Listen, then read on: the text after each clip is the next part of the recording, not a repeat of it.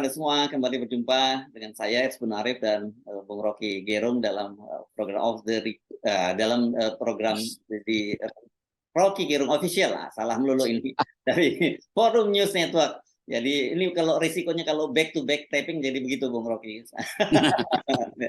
Ya. Oke, Bung Rocky, ada peristiwa yang saya kira sepanjang hari ini ada dua peristiwa yang menarik ya. Yang sangat paling orang pasti menyoroti adalah kehadiran Firly Bahuri di Barreskrim, bukan di Polda. Padahal yang memeriksa dia kan Polda, tapi dia minta diperiksanya di Barreskrim begitu. Dan kemarin Firly itu setelah hari Jumat kemarin dia diundang tidak hadir, itu sempat menghilang. Jadi ada khawatiran kalau dia kabur juga gitu.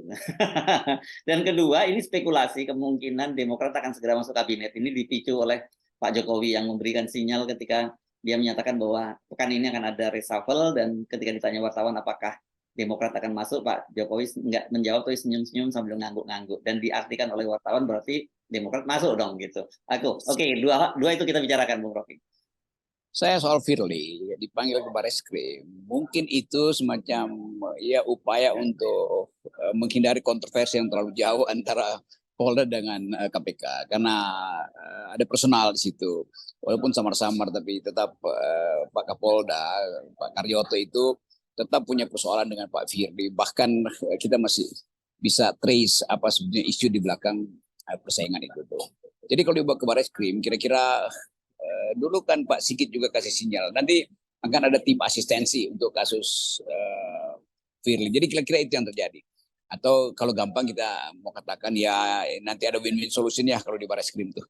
Nah ini menyangkut dua institusi yang juga dua-duanya adalah bagian dari institusi polisi. KPK sebagian besar adalah polisi, demikian juga Polda dengan sendirinya adalah bawahan Kapolri. Kira-kira itu sinyal psikologinya, bukan sinyal politik ya, sinyal psikologinya. Ya, tetapi kalau lihat keseriusan dari Polda ya, artinya panggil pertama, kemudian langsung dalam beberapa hari kemudian diikuti panggilan kedua, dan kemudian kemarin juga sudah mengirimkan surat penyitaan barang bukti di KPK. Ini kelihatannya ya kita bisa nyebutnya rada serius gitu ya, Bung Rocky. Justru karena terlalu serius, maka dibawa aja ke Barreskrim supaya keseriusan itu bisa diterangkan. Ini serius karena apa? Karena mau berebut sensasi atau dikirim sinyal bahwa Polda Jakarta itu betul-betul konsisten untuk nangkap Firly. Ternyata nggak juga kan. Karena itu saya menduga keras bahwa akan ada semacam negosiasi lah itu. Tapi ya negosiasi yang sebetulnya nggak diperlukan. Karena bagaimanapun Firly diminta untuk tangkap Yassin Limpo, dan polisi Kapolda diminta untuk tangkap Firly kan. Jadi kontroversi ini yang kemudian diambil alih kira-kira oleh Barreskrim. Udah dibuat di pusat aja deh, sehingga variabelnya bisa lebih sederhana. Kira-kira begitu. Tapi Pak, kalau menurut beberapa versi malah sebenarnya kalau dia Syahrul Yassin Limpo yang ngotot bukan Pak Firly, karena Pak Firly ada kepentingannya kan gitu. Iya, tapi Firly kan mesti preempt sebetulnya kan, supaya terlihat bahwa keseriusan Firly. Namun kita tahu bahwa di belakang ini tuker tampaknya masih panjang. Jadi nggak mungkin tiba-tiba Firly ditangkap atau Yassin Limpo ditangkap lalu ini bisa terjadi kegemparan politik. Karena akan terjadi saling buka-bukaan. Jadi kira-kira begitu tuh, supaya buka-bukaannya nggak terlalu brutal, maka dibawa ke Barreskrim. Kan lebih mudah kan dikoordinasi di Barreskrim kan daripada di Polda, lalu jadi banyak spekulasi itu. Demikian juga soal kasus Yassin Limpo, mungkin juga akan panjang ceritanya karena peristiwa politik yang makin lama makin dinamis dan bisa berujung pada berantakannya semua kasus. Ya. Tapi memang kalau dari sisi Syahrul Yassin Limpo dan Nasdem sudah sekarang udah nothing tulus, sudah selesai lah. Nah, apalagi kemudian Anies Baswedannya juga sudah mendaftarkan diri secara resmi, jadi nggak mungkin diganggu-gugat lagi begitu ya. Ya tinggal Syahrul Yassin Limpo cuma merenung aja ini gara-gara ngelawan penguasa, jadi gue yang kena deh gitu. Itu ongkosnya, itu ongkos dari Nassim, ya udah ongkos supaya Anies lolos ya begitu, pasang badan sedikit, gertak-gertak dikit tuh, dan akibatnya isu tentang Anies itu hilang.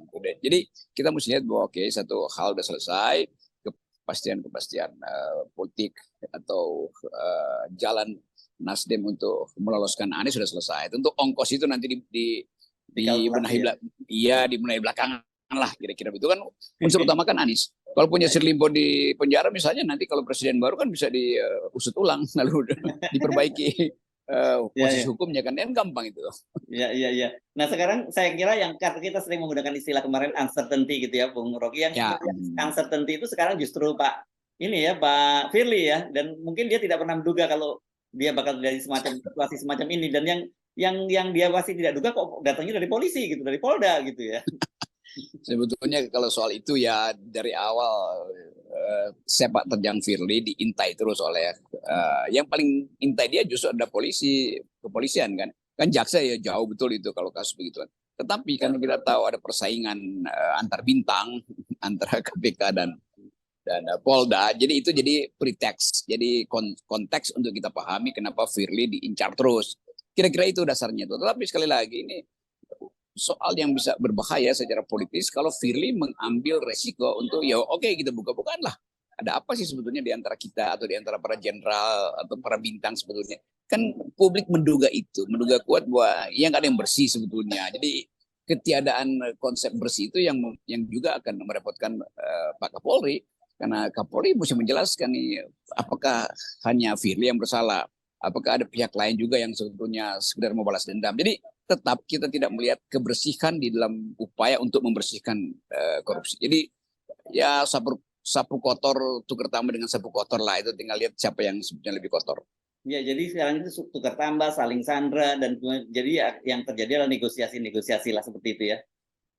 Betul, saya melihat sebetulnya kalau kita lihat secara reflektif ya, secara keunikan politik kita akhir hari ini, pemburukan di KPK, juga dendam di antara para jenderal, terkait dengan kekacauan tata kita bernegara, bagaimana MK membusukkan dirinya sendiri, lalu bagaimana ketua-ketua partai akhirnya takluk pada perintah Presiden Jokowi, kan semua ini satu paket sebetulnya. Jadi kemerosotan moral itu bahkan di dalam ajaran agama, kalau kita sekedar melihat kasus-kasus di dalam sejarah peradaban, semua yang pernah dideteksi oleh para nabi itu akhirnya muncul bersama-sama hari ini. Kira-kira orang bilang, orang sering bilang, iya Rocky Gerung ateis. Iya, tapi saya mau hanya membaca sebetulnya deteksi dari para nabi yang juga berpikir secara sistematis, bukan berdasarkan kalkulasi-kalkulasi teoritis, tapi mereka melihat bahwa ya sifat manusia itu pada akhirnya akan berkumpul, yang baik berkumpul dengan yang baik, yang jahat berkumpul dengan yang jahat, dan akhirnya diperlihatkan secara umum. Kalau ada potensi kejahatan, ya sebaiknya dipersiapkan secara sempurna kejahatan itu. Jadi kira-kira itu yang mungkin digambarkan oleh Buddha, oleh Siddhartha Gautama di dalam kebijakan atau wisdom dia tentang kehidupan, bahwa hidup ini sebetulnya penderitaan, jadi manusia cuma menunda penderitaan. Itu juga berlaku dalam kehidupan bernegara kita tuh.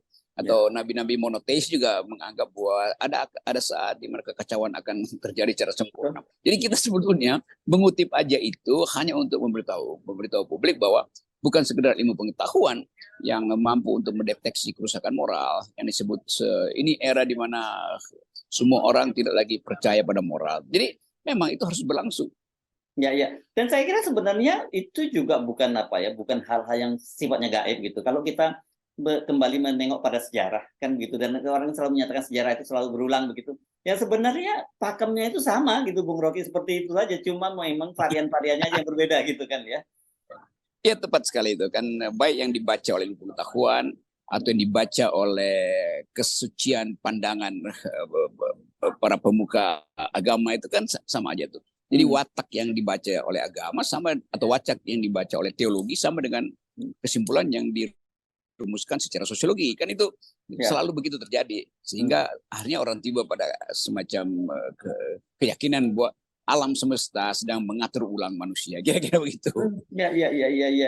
Dan itu kelihatannya tanda-tandanya banyak sekali bermunculan ya di Indonesia saat ini gitu ya. Nah itu yang paling penting tuh. Jadi kita mesti lihat bahwa ini satu keadaan di mana mores itu atau kultur dan moral itu hilang sebagai pegangan tuh. Dan memang mesti hilang dulu supaya pulih kan. Jadi kalau penyelesaian itu piecemeal, sepotong-sepotong, ya orang bisa bernegosiasi lagi. Jadi belum pernah ada dalam sejarah politik Indonesia pasangan Prabowo dan Gibran itu dibayangkan sebagai ya keajaiban sejarah atau ketololan sejarah atau apa, atau kelucuan sejarah kan. Tapi kita lihat aja, kita hanya bisa perhatikan itu. Walaupun saya mengerti di belakang masalah ini ada semacam strategi Pak Prabowo, juga ada strategi Pak SBY, tetapi kita terpaksa mesti merumuskan secara tepat bahwa moral bangsa ini memang hancur. Itu intinya. Apalagi elite yang nggak punya lagi pakem, nggak punya lagi semacam pegangan etis untuk mengatakan bahwa ini nggak benar loh KPK. Kalau nggak benar maka jangan kita bergabung di dalam koalisi yang memperoleh hasil keuntungan dari keputusan KPK yang tidak adil, kan begitu kan? Tapi kalau itu diucapkan ya semua terkait nggak bersih kan, termasuk Pak Mahfud yang sebetulnya juga dari awal tahu permainan di KPK, tapi baru setelah dia jadi calon wakil presiden baru ngoceh, kan sama juga kan. Jadi hal-hal semacam itu kalau kita indahkan pikiran-pikiran masuk akal dari pendiri bangsa kita yang berupaya untuk menuntun Indonesia masuk dalam akal sehat demokrasi, sama sekali udah hilang. Jadi supaya fair kita bilang aja bahwa ini era ketika semua kemunafikan itu akhirnya terbit. Ini era ketika semua kedunguan itu bergerombol demi kekuasaan. Dan ini era ketika presidennya namanya Joko Widodo. Gampang rumusnya. Kita kemarin membahas soal Ronggo Warsito zaman edan gitu, yang nggak edan nggak keduman gitu kan. Sebenarnya kita kan dia bilang, loh kok ratus tahun ya saya kira yang lalu kok dia kok bisa memprediksikan situasi semacam ini, dan menurut kita dengan mudah bisa merujuk situ itu untuk menggambarkan situasi sekarang kan. Memang watak manusia itu kan kalau kita pakai sedikit teori itu ya. Ya. Evolusi manusia itu butuh jutaan tahun itu. Sementara evolusi teknologi itu cuma butuh setiap 8 jam teknologi berubah. Ya. Tapi manusia itu lama untuk berubah. Udah dididik dalam reformasi 25 tahun, hampir 30 tahun reformasi. Enggak tobat-tobat juga kan. Ulang lagi itu. Jadi sebetulnya keterperosokan itu karena terlalu banyak keledai di istana. Oke.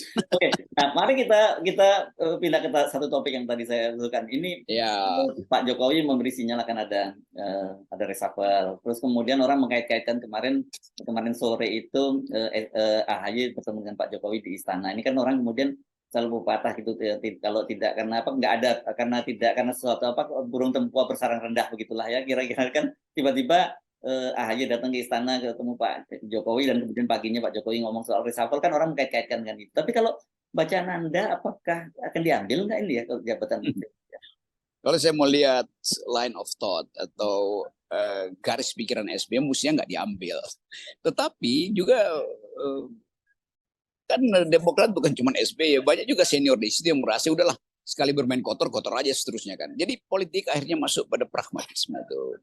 Mungkin saja Demokrat mengerti bahwa ya akan turun kualitasnya kalau akhirnya menerima juga posisi menteri, AHY jadi menteri atau 2 menteri diganti, satu dari Demokrat, satu dari PKS. Tetap kita melihat sebetulnya bukan dari PKS, satu dari mana aja lah. Yang penting itu koalisinya Prabowo. Jadi kita juga melihat konsistensi dari kader-kader Demokrat yang setiap hari bicara tentang nilai, bicara tentang promosi akal sehat. Jadi akhirnya ujungnya kita mesti hitung bahwa di dalam satu keadaan yang uncertainty tadi itu semua orang akan menjadi oportunis. Jadi itu dasarnya. Walaupun kita tahu bahwa ya di hati kecilnya Demokrat kecewa, tapi sebetulnya kan mesti ada terang kecil kan di dalam kegelapan ini. Tentu saya berharap supaya Demokrat menolak itu kan. Tapi saya bukan anggota Partai Demokrat, saya pengamat Partai Demokrat dan berupaya untuk mengingatkan bahwa kalau sinyal kecil ini redup, maka seluruh harapan untuk melihat garis terang menuju Indonesia emas itu hilang sebetulnya. Jadi kita mau tunggu sebetulnya ada nggak satu wisdom dari Partai Demokrat untuk mengatakan ya terima kasih Pak Jokowi, kami tetap menghargai pilihan koalisi karena bahkan Demokrat sebetulnya yang dituntut, karena Demokrat kan berkesan dia terpaksa harus bergabung dengan koalisi Prabowo dan terpaksa harus menerima fakta bahwa Gibran adalah wakil presiden. Tetapi sesuatu yang faktual masih bisa diatasi dengan sesuatu yang sifatnya etikal itu. Nah kalau akhirnya Demokrat mengatakan oke kami terima juga jabatan atau portofolio baru yang dihadiahkan kepada mereka, itu artinya satu paket Demokrat betul ikut membusuk di dalam koalisi Prabowo. Tetapi sekali lagi saya cuma mau terangkan itu sebagai analisis, itu tergantung dari kecermatan strategis mereka. Mungkin SBY punya strategi, atau siasat sama dengan Pak Prabowo, udahlah masukin semua dulu atau terima semua dulu, nanti kita bersihkan belakangan. Iya, boleh aja bersihkan belakangan, tetapi di awal kita tahu pintu masuknya udah kotor. Jadi pintu masuk kotor, lalu di mana keluarnya? Ya mungkin pintu belakang juga tertutup. Ya salah satu cara keluar ya bongkar genteng tuh untuk memperlihatkan bahwa kami masih bersih. Oke, jadi ini situasi memang makin menarik ya. Saya kira kita udah tanda-tandanya udah mulai di depan mata kita. Tapi itu karena saya kira Bung Rocky ya, karena kita berada kita berjarak gitu dari situasi seperti itu. Jadi kita bisa melihat the whole picture-nya. Tapi buat mereka yang ada di dalam gitu, yang mereka cuma berpikir bagaimana mempertahankan kekuasaan, bagaimana mendapatkan kekuasaan, mereka mungkin tidak bisa melihat the whole picture-nya, Bung Rocky gitu. Ya, itu yang jadi masalah. Kita dari awal dekat sekali dengan kekuasaan, tetapi justru mengambil jarak. Saya FNN dekat dengan, atau saya khususnya dekat dengan SBY, saya kenal baik Pak Prabowo, tetapi saya tidak berhenti untuk mengatakan bahwa ini baik, ini buruk. Karena bukan soal kedekatan yang penting adalah nilai di dalam demokrasi. Dan saya konsisten soal nilai demokrasi itu. Nah, beda dengan mereka yang tiba-tiba nyadar lalu masuk keluar dari gorong-gorong Jokowi, akhirnya masuk juga dalam lumpur baru, yaitu koalisi yang di dalamnya ada Gibran yang juga berasal dari gorong-gorong yang sama. Kan itu dasarnya kan. Jadi sebetulnya ini cuma soal moral orang, karena tergoda oleh materi maka berubah menjadi pragmatis, atau mungkin ada ya karena nggak mampu berpikir sebetulnya. Jadi kalau saya terangkan secara teori atau secara filosofi, ini keadaan yang sering disebut oleh para filsuf yang pernah mengalami hal yang sama ketika era Nazi, terutama Hannah Arendt yang menulis banyak buku yang intinya apa yang mesti dibuat kalau ada kegelapan. Dia bilang harus ada orang berpikir tuh. Thinking in the dark times, man in the dark time, berpikir dalam keadaan gelap, manusia ketika ada dalam keadaan gelap, akalnya mesti tetap memberi terang. Gitu. Jadi udah kita terima aja fakta bahwa memang ini adalah dark times, saat gelap dari Republik ini. Tapi kita mesti percaya bahwa masih ada cahaya tuh. Minimal yang kita ucapkan terus di FNN, akhirnya di tengah Republik. Tadi saya masih di Bandung ini dan bertemu dengan banyak mahasiswa di sekedar ngopi itu semua tiba-tiba merasa bahwa kita memang mesti bikin semacam revolusi rakyat bahkan tuh. Kenapa? Karena udah banyak kebusukan. Saya ketemu dengan dosen-dosen profesor di Unpad yang tadinya bersatu dalam apa yang disebut 1000 profesor yang bahkan mendukung Prabowo, lalu mulai berkeluh kesah. Kok jadi begini ya? Saya bilang saya nggak ikut, saya hanya mengamati. Dan dari awal saya udah kasih keterangan melalui pembicaraan saya dengan Hers Beno tentang arah bangsa ini. Lalu mereka menganggap, iya, terpaksa kita mesti bikin hitungan kedua tuh. Tapi itu juga nggak ada gunanya, karena semua tokoh partai kan mengandalkan survei. Kalau survei bilang ya ini masuk akal, walaupun secara etis tidak masuk akal, tetap dipercaya. Ya udah kita tunggu aja bagaimana sejarah akhirnya mengucapkan kemarahannya. Oke, baik, terima kasih. Gitu. Dan sekarang kita sudah sebenarnya bagi yang sadar ucapan itu sudah disampaikan oleh sejarah ya sekarang ini. Tapi ya, banyak yang tidak sadar itu. Oke, mari terus menjaga jarak dan dengan begitu kita bisa melihat salah satunya dengan lebih clear gitu ya, Bung Rocky ya. Betul, kejernihan itu ada di dalam jarak. Kalau kita ada di dalam kerumunan, kita nggak bisa melihat kejernihan itu. Yes, baik. Terima kasih, Bung Rocky. Kita 0%. Ya, salam 0%.